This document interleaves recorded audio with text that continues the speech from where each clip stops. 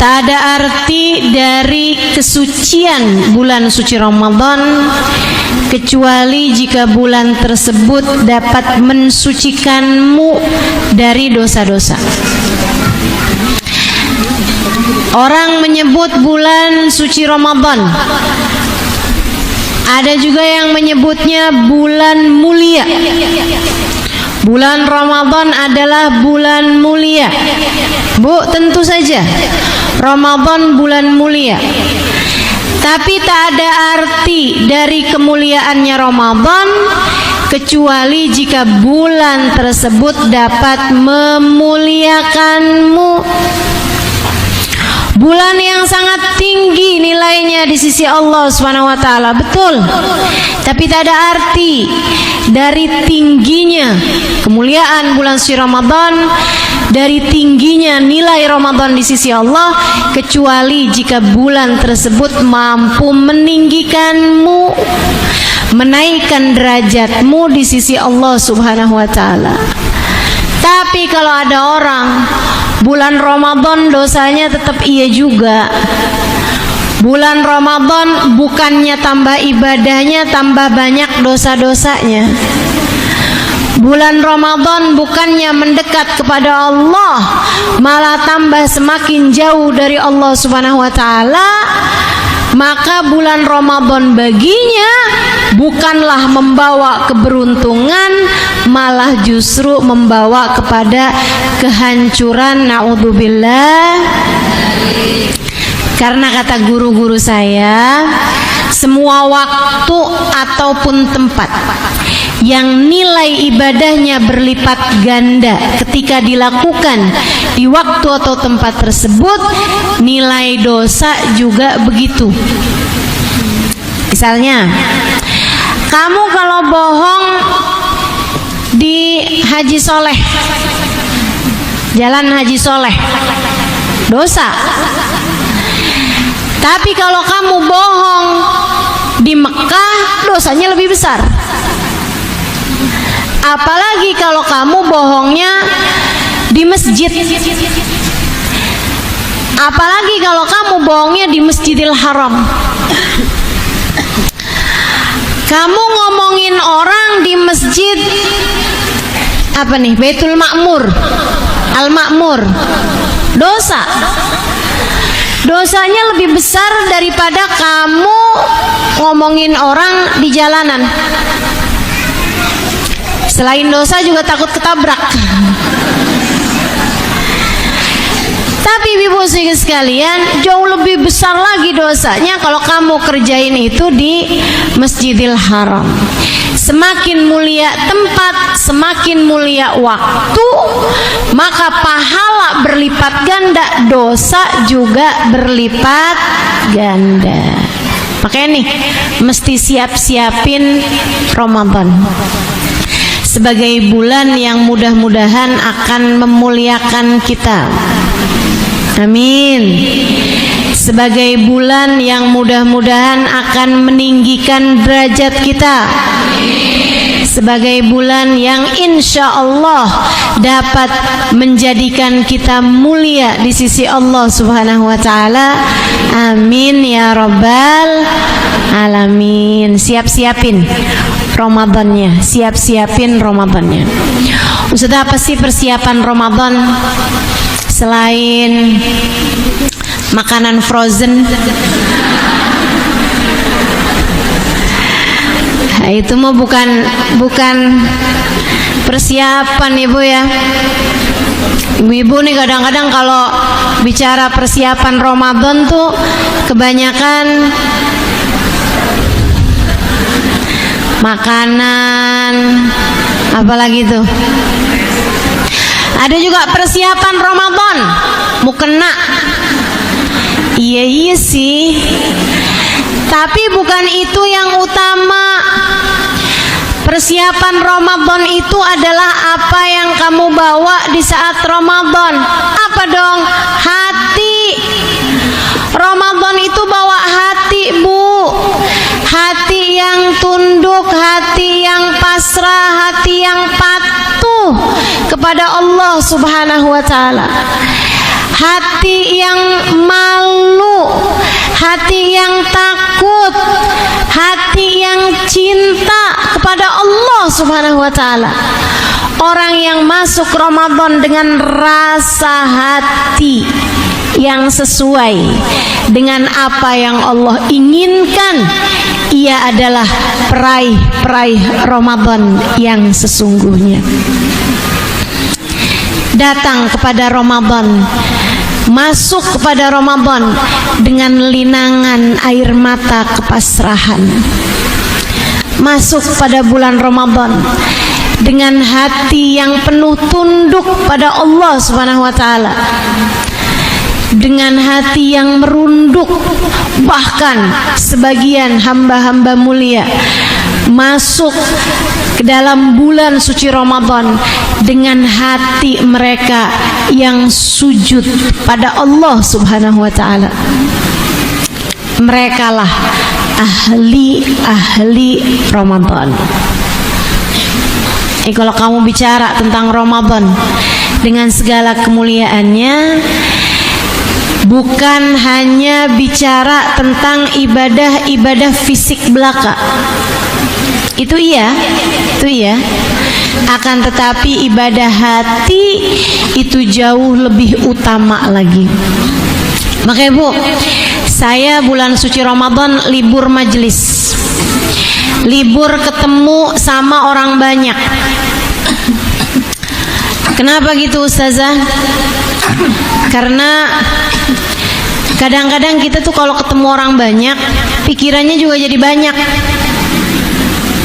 Betul. Yang ini wajib juga. Jadi habis lebaran berapa waktu kita akan kembali kajian, kan begitu ya? Maksudnya jadwal saya akan kembali ada lagi gitu, ketemu banyak orang lagi. Tapi di bulan suci Ramadan, harapannya mudah-mudahan sama halnya dengan ibu-ibu juga, nggak ketemu banyak orang, mudah-mudahan hatinya lebih mampu terjaga. Kan begitu ya Bu? Ini kan kalau ketemu orang banyak nih, misalnya saya ngelihat ada ibu-ibu di pojokan tidur, senderan.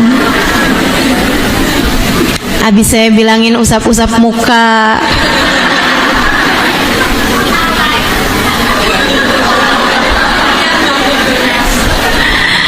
Masya Allah.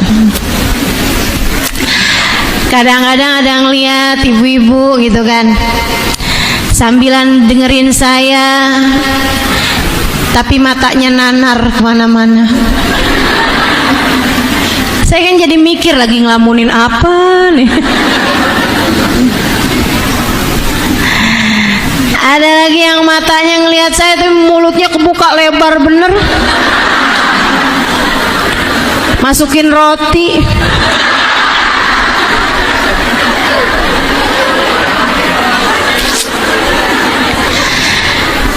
Macem-macem gitu kan, ngelihat macem-macem, hati juga mikir macem-macem.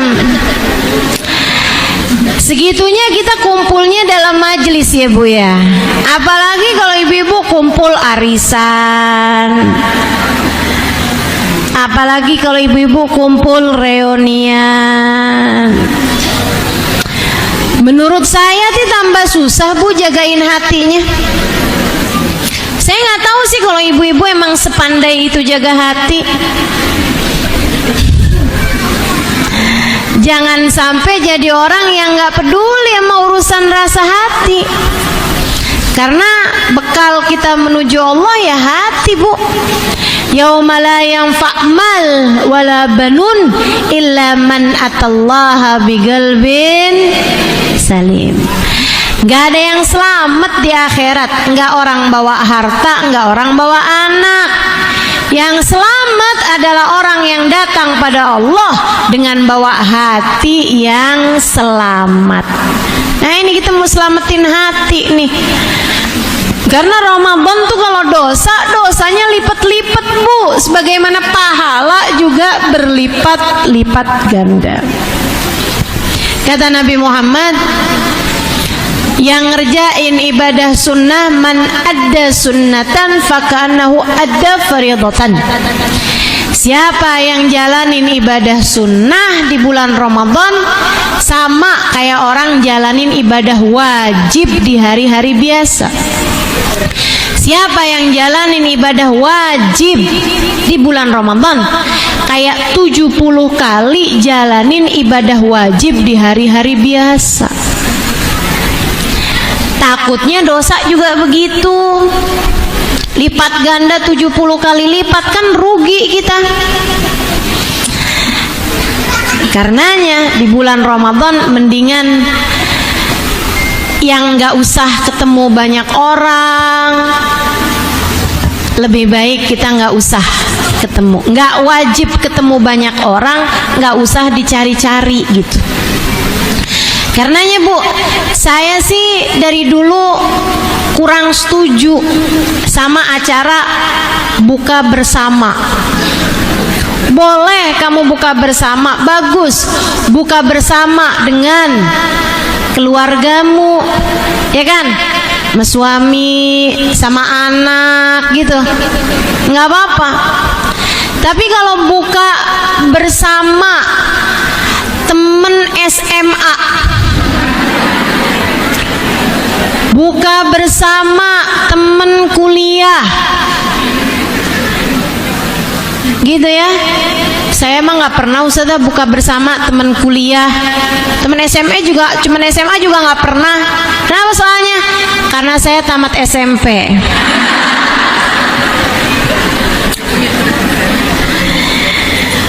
Bukan begitu maksud saya, tapi Bu, kita sendiri tahulah mana hal-hal yang kurang pandai bagi kita buat jagain hati.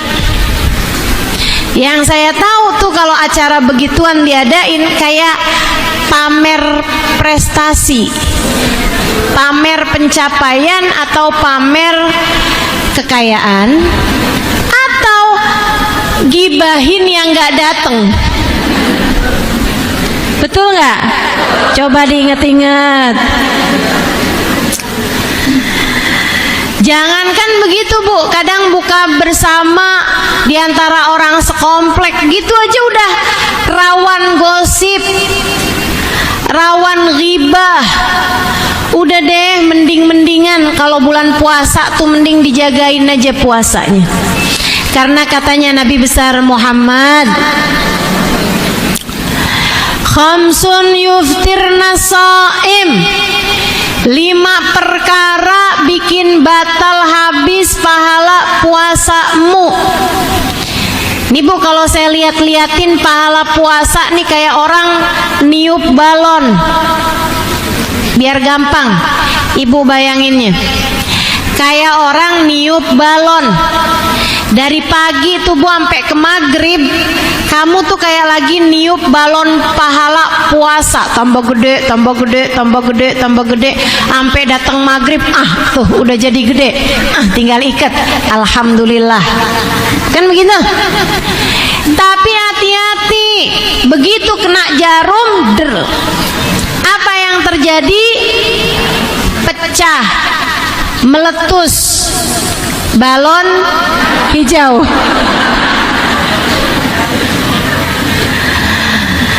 Ibu-ibu sekalian, itu gara-gara 1 jarum bisa habis, nggak bersisa. Bukan jadi kecil, bukan jadi pahalanya berkurang, enggak, habis sama sekali. Ini kata Nabi Muhammad, khamsun yuftirnas shaim, 5 perkara bikin batal habis pahala puasamu.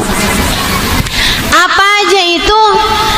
Ghibah, ngomongin orang, namimah, ngadu domba, kadzib, bohong, al-yaminul fajirah, sumpah palsu, dan yang kelima an-nadhar bisyahwah, melihat dengan syahwat. Dan saya liatin kelima-limanya nih Bu nih, 4 diantaranya dari lisan, 1 dari mata, ya Bu ya, 4 dari mulut. Bohong dari mana Bu? Mulut, ngomongin orang. ngadu domba, sumpah palsu. Empat-empatnya mulut nih, cuma satu doang nih yang dari mata.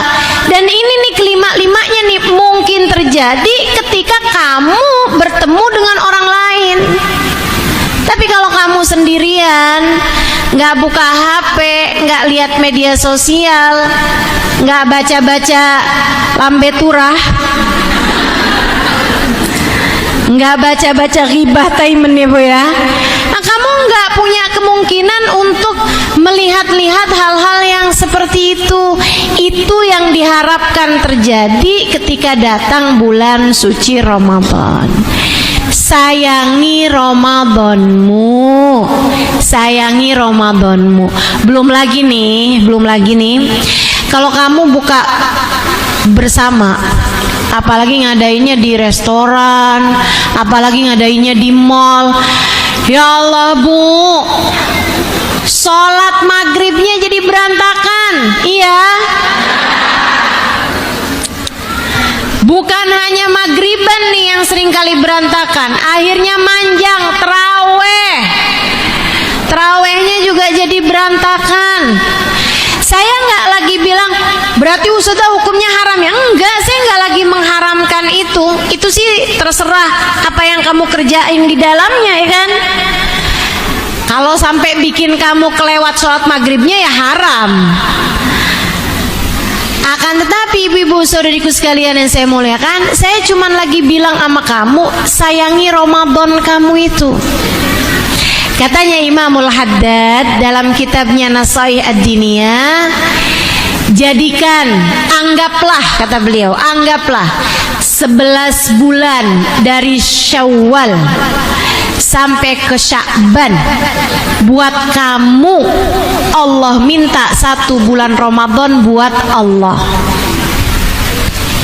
Anggap nih 11 Ramadan, 11 bulan. Bulan kan semua ada 12 nih. Anggap yang 11 buat kita dah. Nah, kamu mau ngapain terserah kamu dah. Kamu mau makan tengah-tengah hari boleh, kamu mau apa boleh, kamu apa boleh. Tinggal Ramadan nih buat saya, kata Allah. Boleh nggak Ramadannya buat Allah? Boleh dong. Hamba-hamba tercinta di sisi Allah bukan cuma Ramadan, sepanjang tahun semuanya buat Allah Subhanahu wa taala. Tapi anggap kita nih yang lagi pada belajaran nih, belajaran ibadah, belajaran taat, belajaran merunduk, belajaran untuk jadi hamba yang solehah. Anggap 11 bulan buat kita, buat urusan dunia ini apa segala macem. Yang 1 bulan Ramadan biarkan jadi bulan khusus antara kita dengan Allah Subhanahu wa ta'ala. Ayo Bu, kita bikin kegiatan sendiri aja. Ngajinya nggak ada, iya, tapi kan kita masih bisa kerjain kegiatan-kegiatan kita sendiri nih. Bisa rapiin Quran, Ibu ya, rapiin di raknya Ustazah. Bukan. Maksud saya Quran di dirimu itu loh dirapikan. Tiap hari 3 juz misalnya. Itu mah kecil Bu, 3 juz Bu. Apalagi ibu-ibu nih saya liatin banyak udah lancar baca Qurannya. Quran tuh kalau lancar tuh 1 juz tuh gak nyampe setengah jam. Kalau lancar. Nah saya bilang kalau lancar.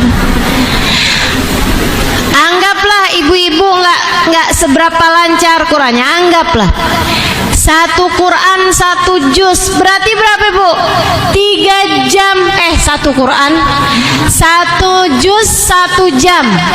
Berarti kalau 3 juz Al-Quran 3 jam.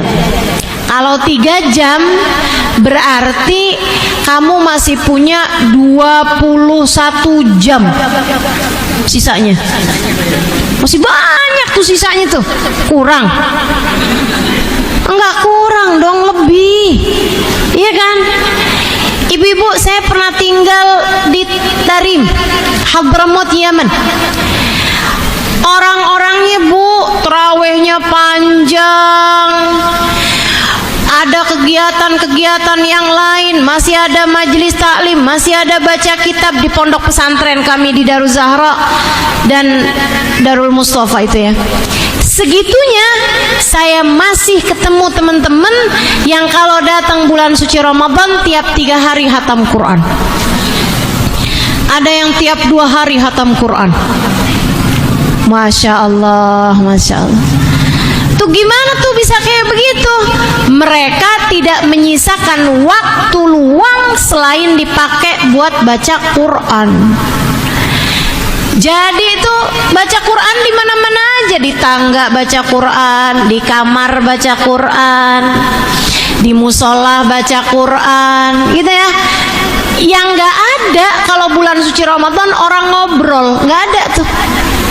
Nggak ketemu saya. Teman-teman pada ngobrol ina itu segala macem, tukeran resep.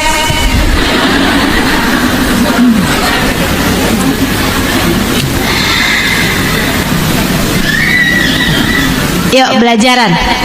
Insya tuh tiap hari sehari mau berapa juz Al-Quran. Ustazah saya kalau bulan Ramadan ya Ustazah ya, tiap hari saya 3 juz. Juz apa? Apokat, mangga, menjambu. Ya Allah. Ayo Bu, jangan sampai ketinggalan. Ada hamba-hamba Allah yang masuk kepada bulan Ramadan baru sampai pertengahan sudah naik derajatnya di sisi Allah Subhanahu wa taala. Ada hamba-hamba Allah yang baru datang tanggal 10, dosanya semuanya udah dijadikan Allah tak bersisa sedikit pun karena bagusnya Ramadan yang dia laksanakan. Dia masih terus ibadah, hatinya masih terus merunduk, sampai-sampai Allah Subhanahu wa taala terus turunkan ampunan-ampunan yang mencukupi untuk kedua orang tuanya. Ada hamba-hamba tercinta Allah gak keluar dari bulan suci Ramadan kecuali setelah nama mereka naik terus dari yang asalnya namanya ada di dalam neraka, naik hingga mencapai surga Allah Subhanahu wa taala. Bahkan terus naik sampai namanya ada dalam deretan orang-orang yang berada di barisan terdepan, yang akan ada di belakang Nabi besar Muhammad sallallahu alaihi wasallam. Ini waktunya nih Bu, nih Ramadan, waktunya buat kita. Ya Ustazah saya mah sederhana aja dah ibadahnya. Kayaknya kalau mau soleha amat gimana gitu Ustazah. Kayak rada aneh, kayak gak kenal saya sama diri saya sendiri kalau terlalu soleha. Bu, ibu jangan salah. Ibu jangan mikir Ramadan mah buat wali-wali tuh Ustazah. Ramadan mah buat ulama-ulama tuh, yang ibadahnya hebat-hebat tuh para ulama-ulama. Bu, kalau buat para ulama, kalau buat hamba-hamba Allah yang tercinta, para wali-walinya Allah nggak pakai nunggu Ramadan. Tiap hari mereka juga udah kayak bulan Ramadan. Ibu-ibu sekaligus sekalian, tiap hari-hari mereka juga udah kayak bulan Ramadan, Bu. Saya banyak bertemu dengan orang-orang yang nggak bulan Ramadan aja penuh waktunya dengan zikir, penuh waktunya dengan ibadah. Saya ketemu Hubabah kita, Hubabah Nur, mungkin ibu-ibu juga banyak pernah jumpa sama beliau, yang alhamdulillah kita doakan mudah-mudahan tiap tahun bisa datang ke negeri kita tercinta ini. Ibu-ibu sekaligus sekalian yang saya muliakan, tuh waktunya Bu mubarmaj, waktunya itu semuanya tertata dengan ibadah kepada Allah Subhanahu wa taala. Di mobil nggak berhenti la ilaha illallah, la ilaha illallah, la ilaha illallah, la ilaha illallah. Yuk baca ratib. Udah baca ratib tuh Bu, la ilaha illallahnya yang biasanya 40 kali. Dulu tuh masih 40 kali saya liatin, lama-lama naik jadi 100. Lama-lama naik jadi 1000. Sekarang tuh Bapak kalau baca ratib la ilaha illallahnya 1000. Ya ampun, luar biasa bener hamba-hamba tercinta di sisi Allah ini.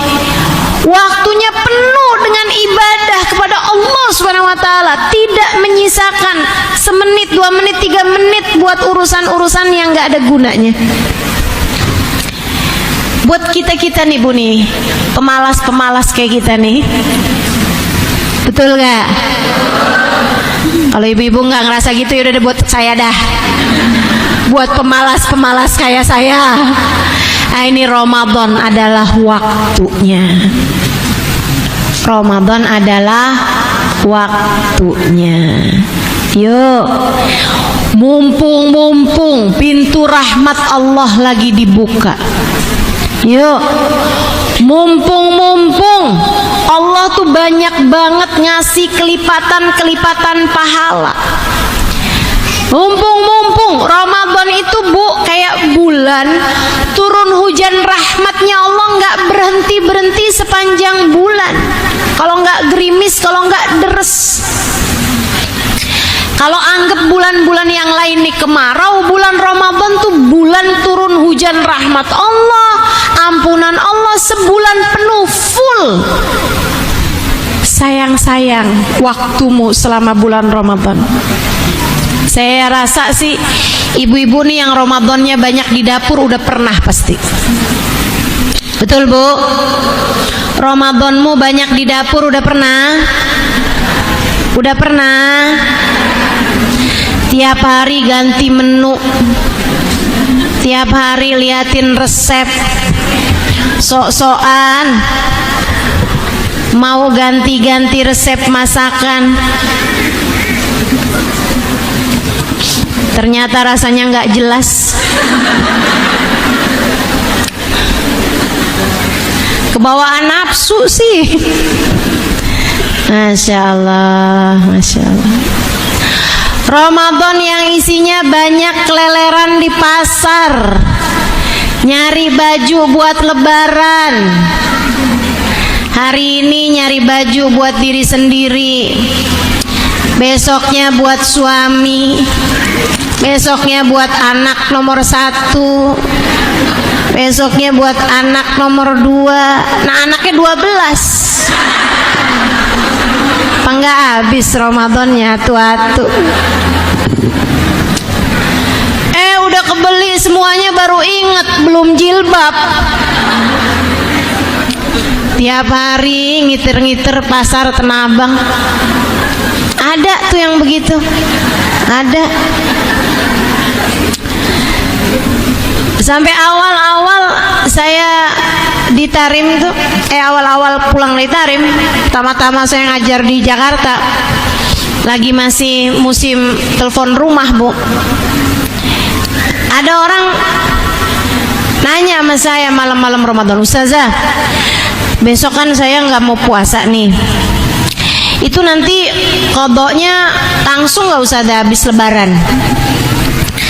Saya bilang tunggu dulu, besok kamu nggak mau puasa? Iya Ustazah, saya besok nggak puasa. Kenapa? Karena saya mau ke Tanah Abang.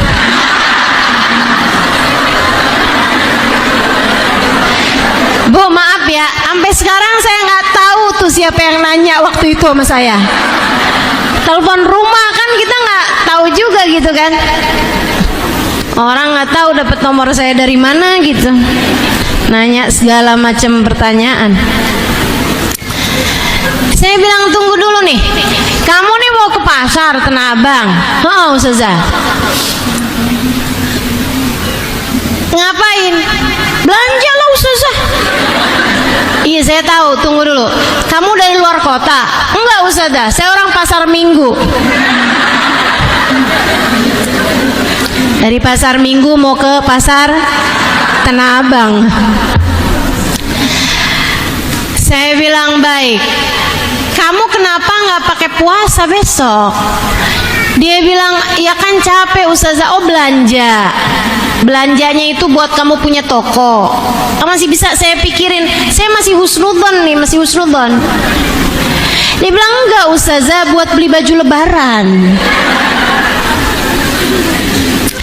Pakai baju lebaran tuh hukumnya sunnah. Puasa Ramadan hukumnya bagaimana mungkin meninggalkan yang wajib untuk sesuatu yang sunnah. Itu sama aja kayak orang pakai cadar tapi kagak pakai kerudung.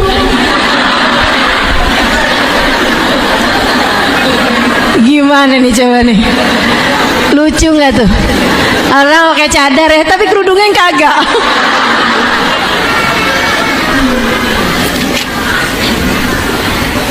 Dada aja. Jadi ibu-ibu sekalian, Ramadanmu tuh sayangin, jagain. Karena Bu, ini Ramadan ini aja kita belum tentu nyampe loh. Belum tentu nyampe. Ada banyak orang yang mikir dia bakalan nyampe ke Ramadan ini, ternyata meninggal dunia di hari-hari sebelum Ramadan ini. Kita bisa juga ajal kita nggak tahu. Tapi andai umur kita sampai ketemu bulan suci Ramadan ini, kita nggak tahu apakah umur kita nyampe ke bulan Ramadan tahun depan. Siapa tahu ini adalah Ramadan terakhir dalam kehidupan kita. Kalau nggak kita yang benerin Ramadan kita sendiri, siapa lagi? Dan kalau bukan Ramadan yang ini yang mau kita benerin, Ramadan yang mana lagi? Ya kan?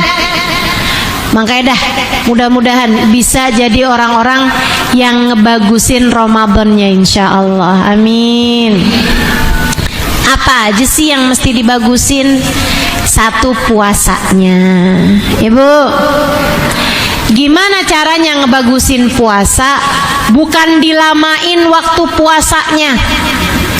Saya ini kan orangnya solehah ya. Jadi saya sahurnya maunya jam 12 dah. Nanti saya buka puasanya jam 8 dah. Nggak gitu caranya. Kata Nabi Muhammad, mazala ummati bi khair ma'ajjalul futur wa akharus sahur. Umatku akan selalu berada dalam kebaikan selagi mereka mengawalkan buka, mensegerakan berbuka, dan mengakhirkan sahur. Jadi sebaik-baik sahur itu yang dekat subuh. Sebaik-baiknya buka puasa itu adalah awal maghrib tiba. Bahkan seperti yang dicontohkan oleh Nabi Muhammad apabila berpuasa mendahulukan buka daripada sholat maghrib. Kita kan juga kayak begitu ya, buka dulu baru sholat maghrib. Tapi buka Bu, bukan makan segala, bukan, buka doang, buka.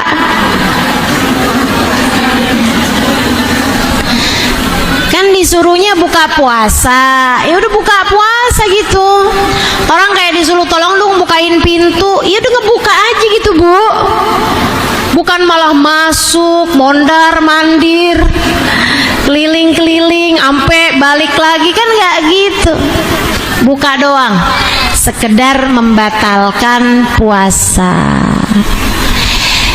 Ibu-ibu sekalian, jadi nih ya Bu ya, kita bagusin puasanya bukan dengan cara mengakhirkan buka ataupun mengawalkan sahur, melainkan dengan membagusi puasanya bukan hanya berpuasa dari makan, minum, dan hubungan intim, melainkan memuasakan seluruh anggota tubuh dari segala perbuatan dosa.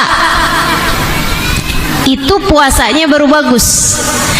Jadi nih mata dipuasain dari ngeliat macem-macem yang bikin hati nanti jadi nggak terjaga.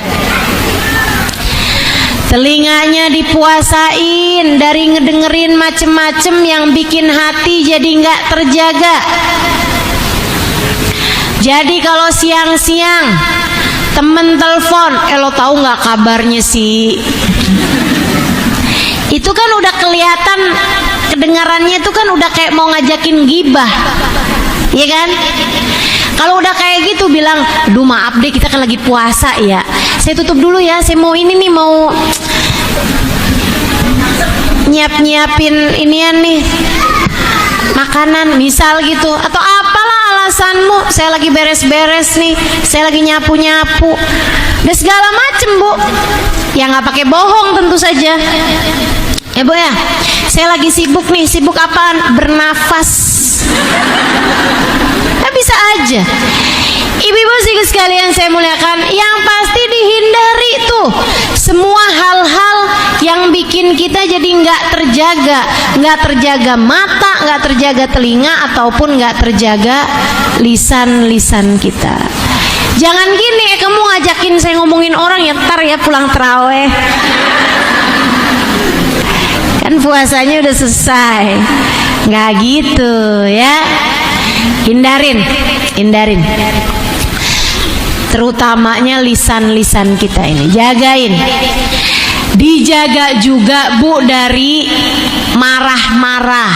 Ayo, puasa yang bagus adalah puasa yang ramah, bukan puasa yang marah-marah.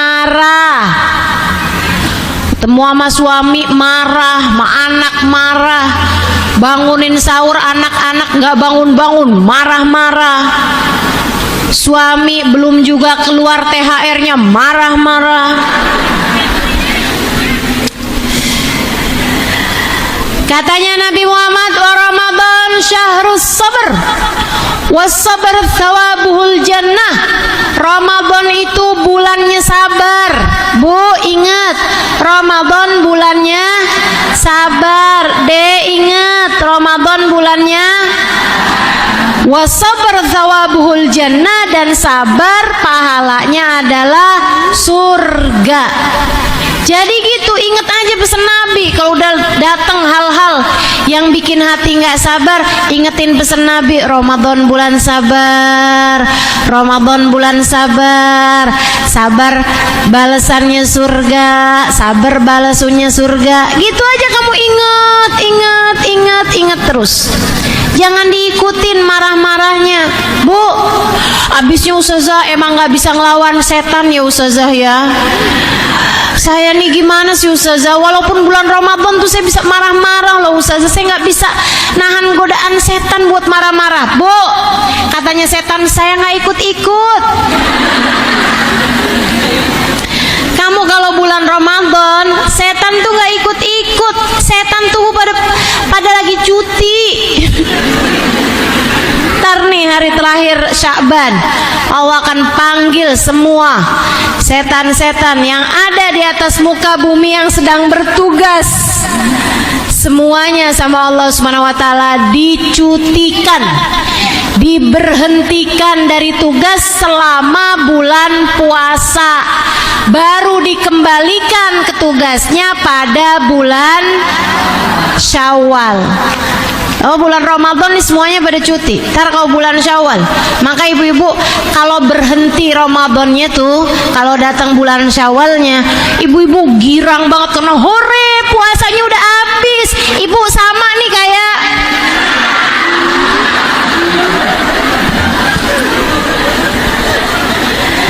kalau orang-orang tercinta di sisi Allah itu Bu, mereka itu kalau habis bulan Ramadannya pada nangis, sedih. Ya ampun, Ramadannya udah habis nih, bisa nggak ya ketemu tahun depan? Ya ampun, kayak belum sempurna deh puasanya kemarin. Sedih hati mereka Bu. Kalau bulan Ramadan, kalau habis Ramadannya itu kalau ditarim tuh, kalau udah hari-hari terakhir, 10 hari terakhir bulan Ramadan, wow, mereka tambah habis-habisan ibadahnya. Terus tuh kalau udah mulain hari-hari mau beneran habis tuh, kayak kurang 3 hari 5 hari sebelum Ramadan, sebelum habis Ramadannya, mereka udah mulai tuh muwadda ya Ramadan, muwadda alaina bil ghufran. Muwadda itu Bu, banjir air mata mereka karena tak rela puasa akan segera meninggalkan mereka. Udah nangis, kita mah kagak. Hore 5 hari lagi lebaran, hore 3 hari lagi lebaran. Seneng bener, setan balik. Gitu ya. Ini dia nih orang-orang yang setannya juga pas balik demen banget. Alhamdulillah, dia masih tetap juga jadi pengikut setia saya, kata setannya gitu. Jadi kalau bulan Ramadan itu setan gak ada. Kamu hanya perlu menguasai hawa nafsu kamu sendiri untuk gak gampang emosi. Tahanin. Jangan marah. Ingat, Ramadan. Sama Nabi juga digituin. Kata Nabi Muhammad sallallahu alaihi wasallam, "Innamas shaum junnah." Sesungguhnya puasa itu adalah benteng. Faida kana yauma shaumi ahadikum fala yarfuth wala yafsuq wala yajhal. Kalau kamu lagi puasa, artinya kamu lagi masuk benteng. Jangan ngomong kasar, jangan ngomong kotor, jangan nipu orang. Jangan ngebodoh-bodohin orang, jangan nipu orang. Fa in syatamahu ahad. Kalau kamu itu ya, fala yarfuq wala yafsuq wala yajhal. Yajhal tuh kalau bahasa anak zaman sekarang, jangan ngebully orang. Jangan ngebully, jangan melakukan hal-hal bodoh kepada orang lain. Fa in syatamahu ahad, kata Nabi, kalau kamu udah pinter jaga diri, udah nggak ngomong kasar, nggak ngomong kotor, nggak pernah ngata-ngatain orang, nggak pernah ngebully orang, nggak pernah mencibir kepada orang lain, nggak pernah julid sama orang, selama bulan Ramadan kamu udah jagain. Tapi syatamahu ahad, kamu diajak bertengkar sama orang, kamu dikata-katain orang. Kata Nabi pesan, falyaqul, kamu mesti bilang inni shaim 2 kali. Kenapa tuh? Yang pertama ngomong sama diri sendiri, yang kedua baru kamu ngomong sama orang tersebut. Yang pertama kamu ngomong sama diri sendiri nih, lagi puasa. Bulan Ramadan nih, wahai diri, lagi bulan Ramadan, jangan dirusak puasanya, jangan dirusak pahala puasanya, memarah, jangan gitu. Jangan juga bilang tar ya, pulang taraweh, tungguin di perapatan. Nggak gitu ya Bu ya. Tahanin diri, bilangin lagi puasa. Terus kalau bulan Ramadan kayak begini kita bilang udahlah nggak apa-apa ya, udah saya minta maaf deh, saya minta maaf, kita kan lagi bulan puasa, iya deh saya yang salah, udah ya, maaf ya, gitu aja, udah gitu aja Bu. Ada orang mau marah-marah, biarin dia, kita jangan. Biar puasanya jadi bagus, biar puasamu jadi puasa yang layak diterima Allah Subhanahu wa taala. Insya Allah. Kemudian yang kedua, ibu-ibu sekalian saya muliakan, bagusin ibadah malamnya. Saya banyak baca hadis-hadis mengenai Ramadan. Hampir semua fadilah-fadilahnya Ramadan itu Allah berikan bukan hanya untuk yang puasa, melainkan juga untuk orang yang ibadah malam, yaitu tarawih. Tarawihnya jangan tinggal. Berapa rakaatnya tarawih Bu? 20. Tambah witirnya berapa? 3. Maksimalnya witir berapa? 11. Nah itu ajaran kita ibu-ibu sekalian. Ustazah katanya enggak, Ustazah katanya yang bener 8, Ustazah. Tahu dari mana kamu yang bener 8? Katanya itu tuh banyak. Saya curiga nih, jangan-jangan ibu-ibu nih ya, yang pada kejar nyari yang 8, urusannya males aja dah. Males, kemudian kepengen malesannya itu mendapatkan pembenaran dengan kayak, oh ada dalilnya nih, gitu. Jadi kamu dapat dalil untuk kemalasanmu itu. Jangan begitu. Dalilnya tarawih jelas kok Bu. Bu ya. Dalilnya taraweh, Nabi Muhammad keluar di salah satu malam Ramadan, salah satu Ramadan terakhir dalam kehidupan beliau. Ramadan terakhir dalam hidup beliau, beliau keluar ke masjid untuk sholat isya. Habis selesai sholat isya, Nabi sholat lagi. 2 rakaat salam, 2 rakaat salam, 2 rakaat salam, sampai 10 kali sholat. Berarti berapa? 20. Baca ayat yang sangat panjang, sehingga Nabi salam dari setiap 2 rakaat. Makanya sholatnya disebut tarawih, likatrat rawahi, karena banyak istirahatnya. Karena Nabi setiap 2 rakaat salam, istirahat dulu, sholat lagi, istirahat dulu, sholat lagi, gitu Bu. Makanya nama sholatnya tarawih. Ibu-ibu sekalian, besok malamnya Nabi Muhammad sholat gitu lagi. Oh, sahabat pada seneng Bu, walaupun sholatnya panjang tapi seneng banget dengerin bacaan Al-Quran. Nabi bacanya dari ayat-ayat yang panjang-panjang, dari Al-Baqarah gitu ya Bu ya, panjang tuh, sahabat dengerin enak, seneng gitu.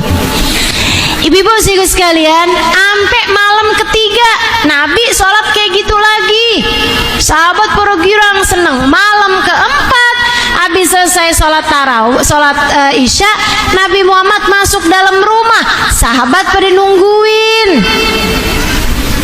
Nih dalilnya tarawih nih Bu, banyak. Kok saya nggak dapet ya Ustaz? Ibu nyarinya di mana? Ada di kitab Ibanatul Ahkam, ada di kitab I'anatul Talibin, ada di kitab Baijuri, ada di kitab Bujairomi, ada di kitab Bushrol Karim, ada di kitab, banyak banget kitab-kitab. Asalkan kitab fikih kamu nyari dalilnya tarawih, dapat dalilnya tarawih. Di malam keempat para sahabat nungguin nih Nabi, mana dia nih nggak datang-datang. Sampai jam 9, sampai jam 10, akhirnya sahabat pada bubar satu, sampai ada yang pulangnya tuh baru jam 12, takut khawatir Nabi Muhammad keluar ntar gak ada teman-temannya nih nemenin sholat. Yaudah deh saya tungguin aja sampai jam 12, sampai mau deket-deket sahur baru tuh pada bubar. Waktunya sholat subuh Nabi Muhammad baru keluar. Habisnya sahur mau sholat subuh, Nabi Muhammad baru masuk kan ke masjid. Di saat Nabi Muhammad masuk masjid tuh mukanya para sahabat yang emang udah datang lagi Bu ya buat sholat subuh, semuanya kayak penuh dengan pertanyaan gitu. Nabi Muhammad lihat muka mereka, kemudian Nabi Muhammad bilang, "Inni araftu madza fa'altumul barihah." Saya tahu apa yang kalian lakukan tadi malam. Maksudnya menunggu Nabi Muhammad keluar sholat tarawih. Wa ma mana'ani an akhruj illa khasyitu an yufrad alaina. Tidak ada yang menghalangkan saya untuk keluar sholat tarawih, melainkan kekhawatiran saya bahwa sholat tarawih ini akan difardukan untuk kita umatnya. Nabi takut sholat tarawih ini hukumnya jadi wajib. Kenapa Nabi Muhammad takut? Nabi Muhammad khawatir umatnya merasa berat. Siapa yang merasa berat? Nabi Bu nggak khawatirin para sahabat. Nabi tahu mereka mah diajakin sholat tarawih dari mulai awal malam sampai mau subuh juga mereka kerjain. Nabi tahu. Yang Nabi Muhammad khawatirkan ya kita ini nih, yang kalau tarawih ngitungin rokaat mulu.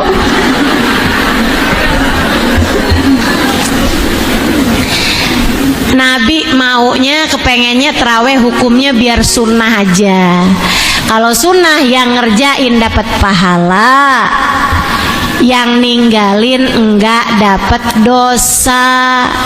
Karena kan Nabi ngerti nih umatnya ada yang jadi sopir bis malam, ya kan? Nabi Muhammad tahu Umatnya ada yang kerja jadi masinis, ada yang kerja di kereta api, ada yang kerja di mana-mana tempat, ada yang jadi hansip, iya kan?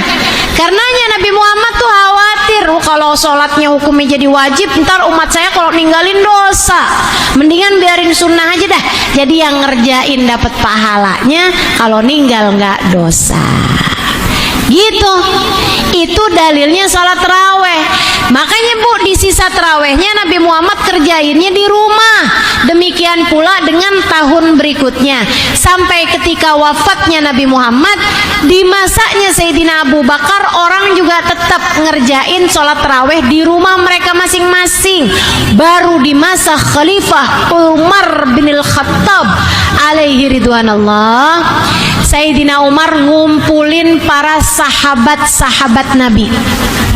Kata Sayyidina Umar gini nih, ingat gak dulu kita sholat taraweh barengan sama Nabi Muhammad di masjid? Iya, enak banget tuh ya rasanya. Dulu kan Nabi Muhammad ninggalin sholat taraweh gak di masjid karena khawatir sholatnya difardukan. Sekarang kan Nabi Muhammad udah gak ada, gak mungkin sholatnya difardukan. Wahyunya turun sama siapa? Gimana kalau kita kerjain sholat taraweh di masjid-masjid kita kembali? Setuju Bu para sahabat. Maka mulailah Sayyidina Umar bin Khattab mengimami jamaah sholat taraweh 20 rakaat. Makmumnya ada Sayyidina Ibnu Abbas, ada yang disebut Nabi Hibrul Ummah, ada Sayyidina Ali bin Abi Thalib yang disebut sama Nabi Muhammad, jika saya adalah kota ilmu maka Ali adalah pintunya. Di antara makmumnya ada Sayyidina Utsman bin Affan yang ngumpulin Al-Quran, yang hatam 10 juz Al-Quran, baca 10 juz Al-Quran tiap sholat malamnya. Itu jadi makmumnya Sayyidina Umar semua. Bu, kalau saja sholat taraweh 20 rakaat itu bid'ah, tidak pernah dikerjakan sama Nabi Muhammad, tuh makmumnya bakalan protes semua Bu, makmumnya orang pinter-pinter. Paham maksud saya? Ibu, saya ceritakan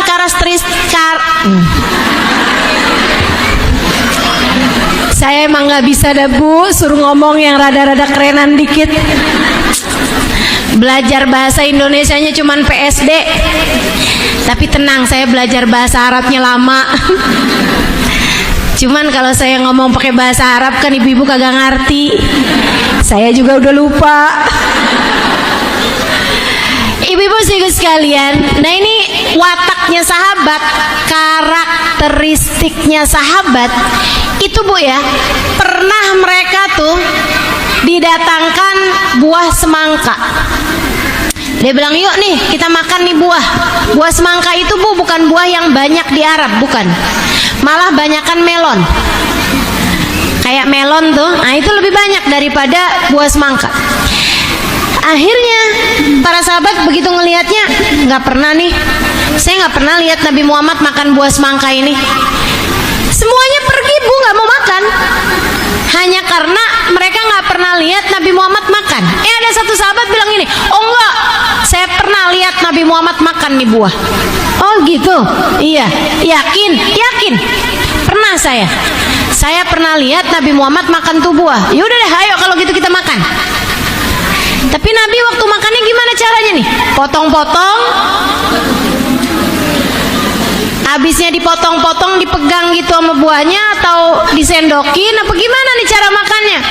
Waduh, saya nggak tahu tuh. Waktu saya lihat Nabi Muhammad emang baru habis selesai makan buah semangka ini, tapi saya nggak tahu waktu makannya kayak gimana. Udah nggak ada, saya nggak mau dah, takut caranya nggak sama Nabi Muhammad. Makan semangka yang jelas-jelasan mubah, bukan ibadah mahdoh, bukan ibadah yang secara langsung kayak sholat ya Bu ya. Segitunya aja mereka nggak mau kalau caranya nggak sama Nabi Muhammad, apalagi sholat tarawih. Jadi kalau kita dengar riwayat Sayyidina Umar mengerjakan sholat tarawih, dan ini sahih riwayatnya ibu, mengerjakan sholat tarawih berjamaah di masjid 20 rakaat, itu artinya adalah sholat tersebut dilakukan oleh baginda kita Nabi besar Muhammad. Nggak usah khawatir. Mudah-mudahan ibu nih tahun ini biar lengkap tarawehnya, jangan ditinggal. Jangan sampai jadi kayak sebagian orang tuh tarawehnya kayak kendang, depan sama belakang doang. Ya, jangan kayak katanya orang 10 malam pertama kebanyakan orang-orang di masjid, 10 malam yang berikutnya kebanyakan di pasar, 10 malam yang berikutnya kebanyakan di stasiun, di terminal, pada mau pulang kampung. 10 malam, 10 hari yang berikutnya habis lebaran kebanyakan di Pegadaian. Duitnya habis pada gadai. Nah ini puasanya dibagusin, terawihnya juga dibenerin, insya. Jangan tinggal, karena semua yang dijanjikan selama bulan Ramadan itu Allah SWT ngegabungin antara puasanya sama tarawihnya. Nabi Muhammad selalu mengatakan, man shoma Ramadan wa qamahu imanan wa ihtisaban ghufira lahu ma taqaddam min dzambi wa ma ta'akhkhar. Siapa yang puasa Ramadannya bagus ditambah dengan tarawihnya bagus, maka dia akan diampuni dosa-dosanya. Jadi pahala yang dijanjikan selalu ngegabungin antara puasa sama tarawih. Jangan tinggal tarawih, insya. Banyakin baca Al-Quran, insya. Kalau buka puasa segerakan sebelum sholat, tapi jangan sebelum azan. Jangan sebelum azan tuh, udah azan tuh, itu kan di Surabaya mah 15 menit sebelum kita ya. Nah itu ikutin azan daerah kita masing-masing. Kalau buka puasa Bu, jangan minum dulu, makan kurma dulu. Ustazah kagak punya kurma, ya beli. Buat barang sunnah Bu, ibu kalau punya rezeki tuh pakai buat nyari barang-barang sunnah, ibu ya.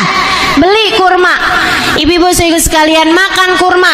Buka puasa tuh bagus makan kurma. Itu emang udah yang paling bagus Bu. Nih ya, kenapa kurma? Saya kasih tahu. Ibu kalau makan kurma tuh, emang Bu kalau kita buka puasa tuh hausnya lebih gede daripada laparnya.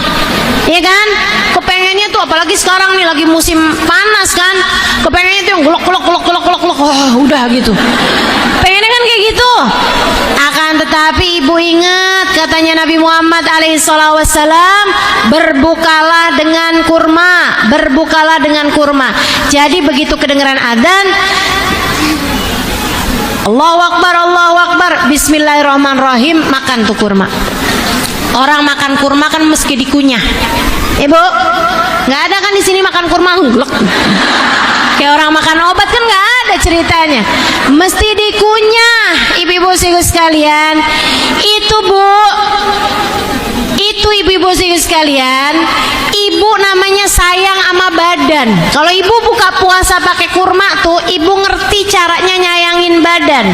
Ini anggota tubuhmu nih ya, terutamanya bagian pencernaan, dari mulai mulut, tenggorokan, sampai ke bawah, sampai ke usus sampai ke lambung dan seterusnya. Nih di sini nih ada usus 12 jari, ya Bu ya. Ada usus besar, ada usus kecil, ada lambung, segala macamnya nih Bu. Ada ginjal, ada jantung, ada semuanya ini. Ibu-ibu sekalian, waktu ibu-ibu puasa, bagian pencernaan ini kan berhenti. Ibarat pabrik nih Bu, dia nih lagi berhenti, lagi istirahat. Kalau buka kembali Bu, mesin aja pakai dipanasin. Kalau ibu-ibu langsung ngegas, itu kan cepet rusak Bu mesinnya. Jadi itu kan mesti ada pemanasan. Caranya dengan kurma kamu kunyah. Itu kayak lagi ngebangunin pelan-pelan gitu. Air liur lagi dibangunin, pencernaan lagi dibangunin, tenggorokan lagi dibangunin. Siap-siap. Ayo, siap-siap gitu. Gigi bangun, Gigi bangun, Gigi, gitu ya. Air ludah, ayo sekarang waktunya mengalir kembali gitu. Ayo nih, mau kemudian kamu telan. Dia kayak lagi ngasih tahu gitu, usus siap-siap, usus ayo bangun, bangun, lambung bangun. Kayak gitu ceritanya. Ibu-ibu sih sekalian yang saya muliakan. Tapi begitu ibu, Allahu Akbar, Allahu Akbar. Teh es teh manis atau es campur, es cendol, gitu kan? Ada santannya, ada gulanya, langsung glok glok glok glok glok glok. Itu ya Bu ya, ibarat kata orang lagi istirahat, lagi tidur nyenyak-nyenyaknya nih kayak yang bangun bangun semuanya, bangun bangun. Kaget semuanya. Kaget semuanya, jadi akhirnya jadi gampang rusak. Udah Nabi Muhammad udah yang paling ngerti, udah yang paling tahu, biar ibu nggak gampang sakit, biar seneng semuanya, enak semuanya gitu kan. Nah abisnya kurma 3 biji, jangan bijinya Bu, udah 3 buah kurma masuk ya Bu ya, baru kasih air minum, air mineral, kemudian ibu baca doa. Allahumma laka sumtu wa bika amantu wa ala rizkika aftartu birahmatika ya arhamar rahimin. Dhahabat dhama wa abtallatil uruq wa dhabatal ajru insyaallah ta'ala. Allahumma ya azim ya azim ya azim ighfiridz dzambal azim fa innahu la yaghfirudz dzunub la yaghfirudz dzambal azim illa al azim. Itu doa-doanya tuh panjang bener Ustazah. Yang apa-apa kamu baca sambil lirik-lirik. Apa nih yang mau dimakan? Ibu-ibu sih sekalian, karena doa waktu itu tuh mustajab. Bahkan kami di sana di Yata Tarim, habis selesai baca doa yang itu, kami pun angkat tangan berdoa. Hajat-hajat itu liatin deh. Nih adik-adik nih yang waktunya umur udah datang tapi belum datang jodohnya. Ini kenapa mama yang pada senyum? Janda begini nih. Itu ya, cobain. Waktunya buka puasa, habisnya kamu makan kurma, habisnya minum air, habis itu kamu doa yang tadi, habis itu kamu angkat tangan doa hajat kamu. Ya Allah, tahun depan kepengen dong selain berbuka dengan kurma, berdoa dengan yang manis di hadapan saya. Misalnya gitu, kamu doa gitu, doa minta jodoh saat itu, liatin. Asal kamu istiqomah selama bulan suci Ramadan. Apa aja deh yang jadi hajatmu, terutama kan hajat akhirat ya Bu ya. Tuh selain daripada itu juga hajat dunia. Ya Allah, biar saya tambah semakin sabar ya Allah, hati saya bersihin ya Allah. Semua deh, apa aja yang jadi hajatmu kamu minta saat itu. Buat ibu-ibu nih yang mungkin lagi ada utang, udah kesulitan bayarnya, pas kamu cobain. Waktu itu tuh ibu doa bener-bener, Allah gampangin saya lunasin utang ya Allah gitu. Nah coba tuh selama bulan puasa, selama waktunya buka puasa, sesudah kamu baca doa itu ibu-ibu jangan salah nih ya, banyak banget yang pada salah nih. Begitu dengar Allahu Akbar, Allahu Akbar, pegang kurma nih, Allahumma laka sumtu wa bika amantu wa ala rizkika aftartu birahmatika ya arhamar rahimin, baru dimakan kurmanya. Itu salah Bu, belum waktunya. Kenapa gitu Ustazah? Kan saya dari dulu taunya kayak gitu. Enggak, itu bertentangan sama artinya. Allahumma laka sumtu, ya Allah karenamu aku telah berpuasa. Nah ibu masih puasa, belum telah. Wa bika amantu, kepadamu aku beriman, wa ala rizkika aftartu, dengan rizkimu aku telah berbuka. Nah ibu baru dipegang, ibu belum buka, baru dipegang. Apalagi kalau ibu bacanya dhahabat dhama, telah hilang rasa haus, masih haus. Wabtallatil uruq, telah basah kerongkongan, masih kering. Wadzabatal ajru insyaallah ta'ala, semoga pahalanya telah ditetapkan Allah. Jadi itu doa dibaca sesudah ibu-ibu batal puasanya, maksudnya abisnya ibu makan kurmanya, minum airnya, baru ibu-ibu baca doanya. Begitu. Jelas? Insya. Saran saya Bu, selama bulan puasa jangan kebanyakan makan, jangan kebanyakan tidur, jangan kebanyakan ngomong. Dikurangin 3 hal ini biar puasa kita menjadi puasa yang layak diterima oleh Allah Subhanahu wa ta'ala. Mudah-mudahan saya ucapkan selamat memasuki bulan suci Ramadan. Ibu ya, mudah-mudahan semua yang dijanjikan di bulan suci Ramadan bisa ibu-ibu terima semua insyaallah. Amin. Biar ampunannya dapet, Lailatul Qadarnya dapet. Oh ya, malam pertama Ramadan namanya malam Nadhrah. Malam Allah pandang hamba-hambanya dengan pandangan penuh cinta. Nanti malam pertama Ramadan ibu jangan lupa baca surat Al-Fath. Inna fatahna laka fatham mubina, dibaca semuanya itu ya, cuman 2 lembar aja kok. Nah itu ibu baca, kalau bisa dalam sholat sunnah ba'diyah isya bagus, kalau enggak di luar sholat juga nggak apa-apa. Baca surat Al-Fath ya Bu. Seperti itu Nabi membuka Ramadannya. Nabi buka Ramadannya malam pertama baca surat Al-Fath. Kemudian ibu-ibu sekalian, saya harapkan semoga semuanya bisa menjalani Ramadan dengan cara-cara yang paling indah insyaallah.